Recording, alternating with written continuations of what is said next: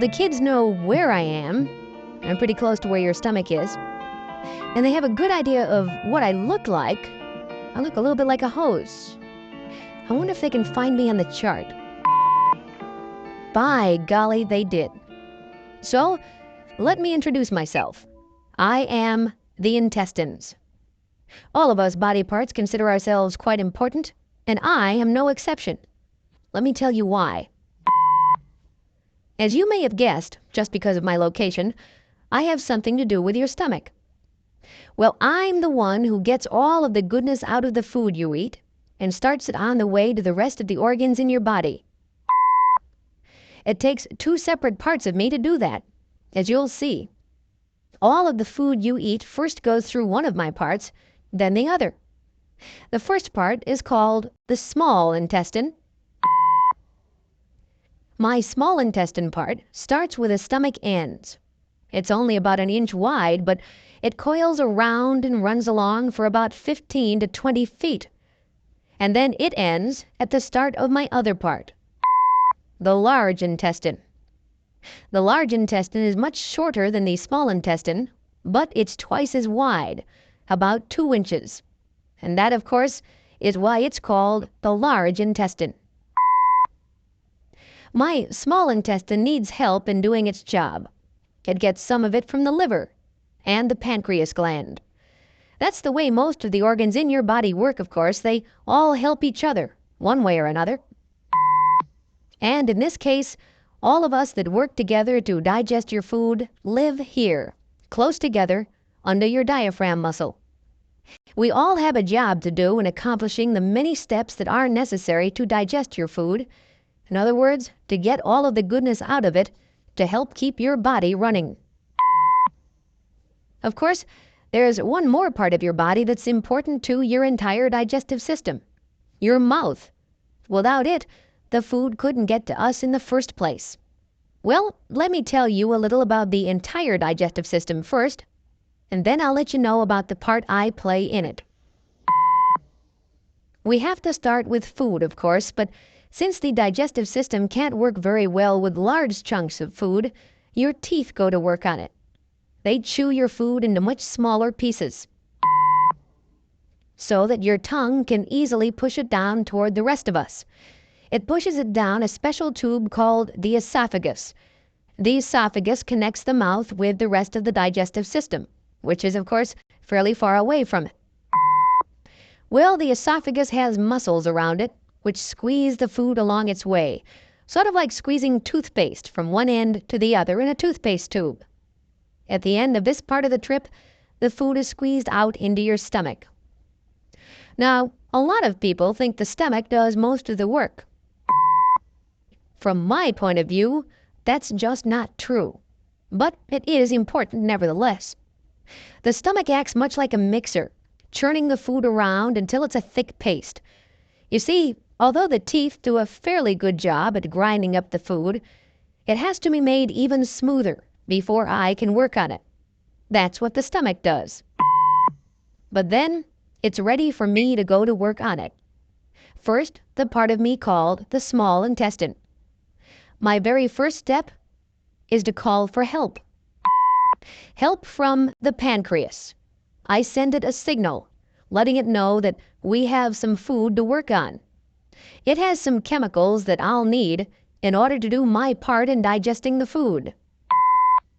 Those chemicals are called enzymes. They're food choppers. They have a job to do inside my small intestine. So, every time there's food there, the pancreas releases a supply of these enzymes. You'll remember that the stomach sent the food to me as a fairly thick paste. The bits of food in it are still too large to do the body any good, though, so the enzymes get to work on it, chopping each piece of food into smaller and smaller pieces. There's one kind of food that they can't chop up very well, though, and that's fat. When I see that there are foods with a lot of fat in them in my small intestine, I send a message to another organ, the liver. It makes another kind of chemical for me to use when I need it, and it stores it for me in the gallbladder. The liver and gallbladder's chemical is called bile. As soon as the message is received, the gallbladder releases bile into the small intestine. And the bile does its job very well. The bile surrounds each of the small pieces of fatty food and allows them to pass from me into the blood vessels, which are nearby. The blood vessels then take the food to the rest of the body. The enzymes working on the rest of the food aren't quite as efficient. They chop up the food to be sure, but they can't get it into pieces that are quite small enough. So here is where I help myself. I, too, can produce enzymes. And the ones I produce work on those small pieces. They chop the food down until it's broken down into particles that are absolutely tiny. They have to be tiny particles, tiny enough to squeeze right through my walls and into the blood tubes that are next to them. Because that's what my job is all about. Getting all of the good parts of the food you eat into your blood vessels, so that it can be sent all through your body.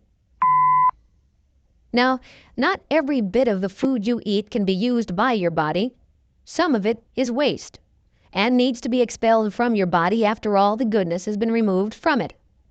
So that's where my job changes. My work as the small intestine is no longer needed, but my work as the large intestine is just starting. And there is one thing left in the food waste that your body can use: water. So that's another part of my job, to remove the water and pass it to the blood tubes which are nearby.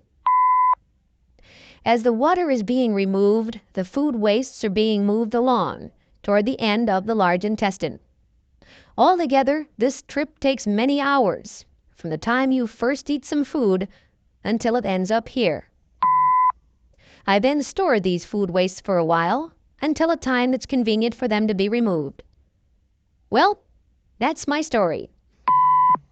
The intestines, small and large.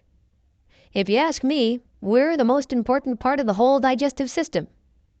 My small intestine goes to work first. It comes right after the stomach. My large intestine is next in line. It's shorter than the small intestine, but much bigger around. The small intestine has the most important job to do, but it can't do it alone. It needs the help of the liver and the pancreas.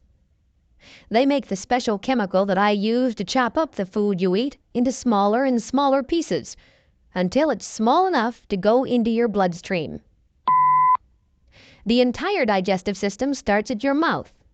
Your teeth chew the food. Your tongue pushes it into your esophagus, which brings it to the area below your diaphragm muscle, the area where all the rest of the digestive system is located. The first part of the system down here that the food reaches is the stomach. It mixes the food into a thick paste that's smooth enough for me, the intestines, to start working on. I first work on it in my small intestine section with help. Your pancreas sends in enzymes, special chemicals that chop the pieces of food into smaller pieces. And bile, made in the liver and stored in the gallbladder, which get the fat pieces out of me and into the blood. And then my own enzymes finish the job. They take up where the enzymes from the pancreas leave off and chop the food pieces into particles that are small enough to go through my walls and into the blood vessels on the other side. The food waste that remains is sent to my large intestine section, which removes most of the water from it and then stores the waste until a time when your body can get rid of it. Well, that's my story. The story of what I, the large and small intestines, do for you, and of how I work with the rest of the organs of your digestive system to get the goodness in the food you eat going on its way to the rest of your body. Not bad for something that doesn't look like much more than a hose, eh?